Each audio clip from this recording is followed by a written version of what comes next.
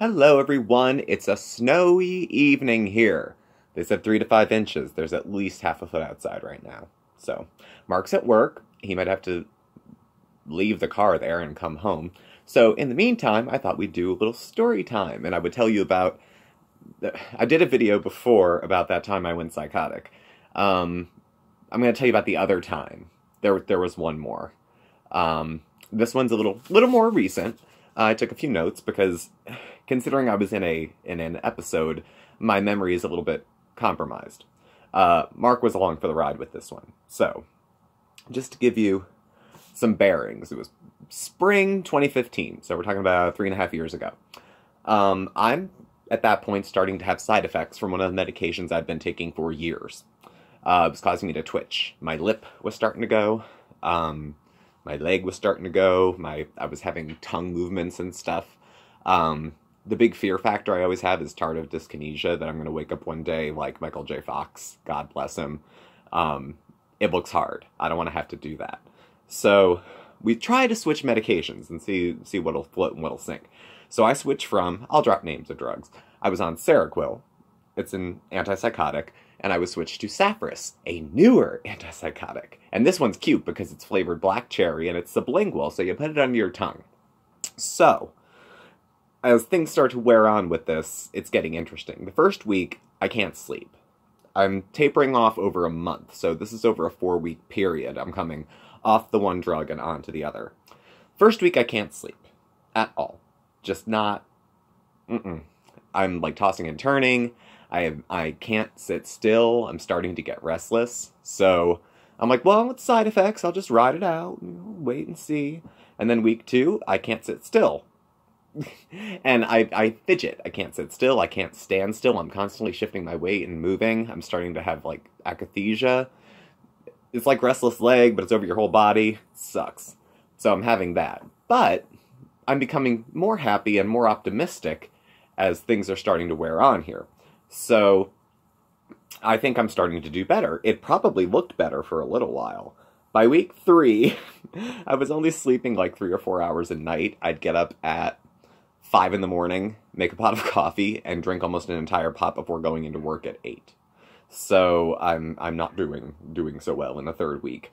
What else do we have going on? Oh, I get a little impulsive. I was starting to, so we're coasting into Mania right now. My car happened to die, bought a car, at an obscene and embarrassing interest rate. It's almost mine. I just have, I don't know, 18 more payments and I can keep it. Bought a cat. We bought Bandit. I'm allergic to cats. I have been since I was, 5. But, Mark seemed to, he had cats, he liked them, and I wanted a pet, but I was too scared. But at this point, I'm so fucking brazen that I'm just like, yeah, we'll get the cat too. So we get a cat, and we get Bandit. So at this point, I bought, in a period of like 2 weeks, I bought a car that I can't afford at the time. Now it's okay. Bought a cat that I've never had as a pet. So there's that. I also am eating everything in sight. I'm like all pleasure-seeking activities. And go to the casino, and I took the rent money to the casino, my portion of the rent, because I was certain, absolutely certain, that I was going to make it big. I was going to make it back. Consequences, there's no such thing as consequences at that point. So, we're getting a little further out here. I think work is getting a little worried, too. So, by week 4, I'm losing control over my thought cap. And I don't just mean like, oh, did you hear that, what I said? I'm terrible. It wasn't like that. It was more like I would start to say really inappropriate things, and like at work. Like, I can bounce shit off of Mark. My parents know I'm a little off, so that's not news. But I had to bite my tongue a few times. And at this point, I'm literally biting my tongue in my teeth because my pressure to speak is so severe that I'm doing it by myself. I'm talking to myself in the bathroom. I'm talking to myself in the shower. I'm talking to myself walking down the street. It's not a good look on me as a patient advocate to walk in and out of a locked psych unit looking like I'm talking to myself. They could ask me to stay. So, all of this kind of culminates one night, and I'm home and Mark's here and I'm talking a mile a minute about I don't even know what. And he looks a little concerned. So as it starts to escalate and my behavior gets a little more weird and I have one foot in reality. I know I'm not doing that well, and the other part of me says, who cares? You feel great. So Mark ended up calling an ambulance.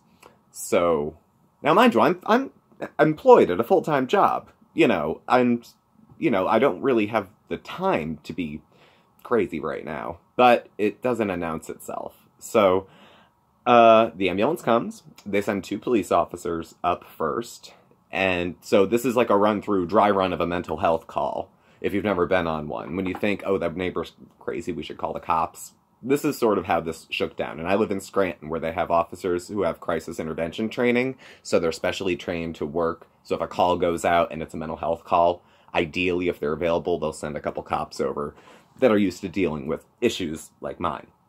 So they're coming over, and I'm thinking, oh, I'm going to the hospital. I'm excited, like it's friggin' Disney World.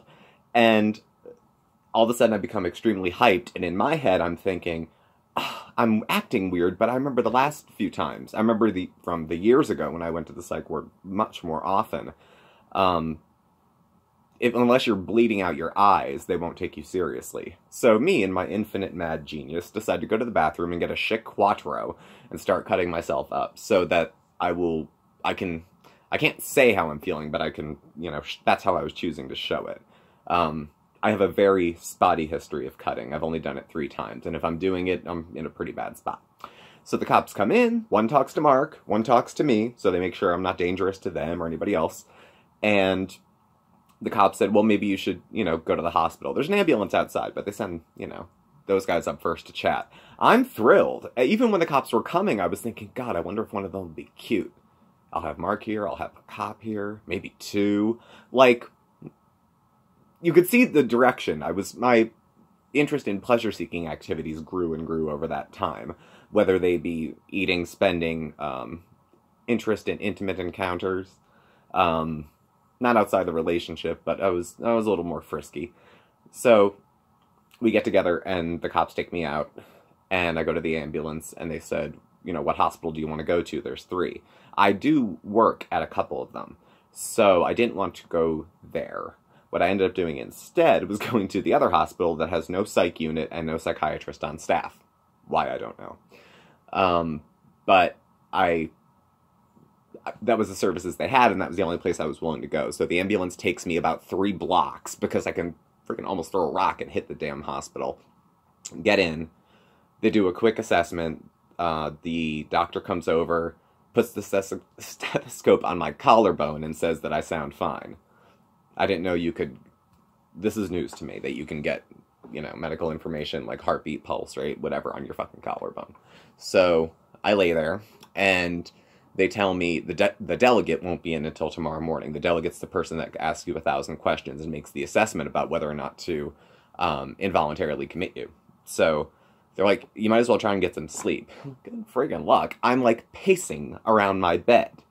And because I'm on, suicide watch on a 1-to-1 visual line, there's a CNA, a nurse's aide, sitting there watching me. She has no other job but to watch me. At all. That's what she's doing for the next 10 hours. So I pace in circles for about 4 hours, and then eventually lay down and try to get some sleep. It doesn't really work. I get up, the delegate's there, he looks like a Russian Orthodox priest. He has a fantastic beard and an awful ponytail. And he says, well, what's going on with it? Very stiff. And at this point, I don't want to go to the hospital. By the time it's morning, I'm thinking, this sounded really good last night, but now I'm fine. So, or at least try to figure something else out. So the guy tries to railroad me into an involuntary commitment, which, if you're a mental health professional and you threaten people with a commitment, you're a piece of shit. So we get out of that. I know all the right things to say. He's like, well, what do you do for a living? I said, I'm actually a mental health advocate. So that kind of helps me out a little bit. And contracted for safety and all that stuff. So they were willing to let me go, on the stipulation that I go right from the hospital to my psychiatrist's office. And Mark came and picked me up, and we did just that. So I go to the doctor. We change all my meds back to what they were before that, even the ones that were making me shake, because this is no alternative. And I had to take a week off of work because I was such a zombie. I was coming off of, I mean, I know people abuse antipsychotics sometimes. They'll take it to come down from like meth or coke or something because they have a really sedating effect. I was snowed for a couple days, and then my tolerance came back up to the medication, and I was all right. So that's the time that that other time that I was psychotic. Like the damage wasn't too bad. We can in fact afford the vehicle. I adore Bandit. I take Benadryl maybe more often than other people, but it's okay with me. Money was bad at the time, trying like savings and stuff like that. I was, yeah. Oh, buying scratch-off tickets. That was another thing that I got really into for a little while. Like, enough that I would go take a cash advance on my credit card to go buy them. That was happening during that period, too. So, all's well that ends well, I suppose. That was the last med change that I had had for another... We waited a year, and then we tried the one that I'm on now. And the one I'm on now is okay. So I just had a dose adjustment, and things seem okay. For now. We'll see. It's very fluid. It could change. I mean, I take a cocktail of pills because I have bipolar disorder. So it's mood stabilizers, antipsychotics, antidepressants. And then there's a couple pills that I take to make me not shake from all that stuff. So it is what it is. But again, for anyone who's not familiar with the sunny side of psychosis, there you go. There's my anecdote. So, thank you for tuning in. Please subscribe, hit the like button, get the alerts, leave some comments too, and I'll catch up with y'all soon. Bye!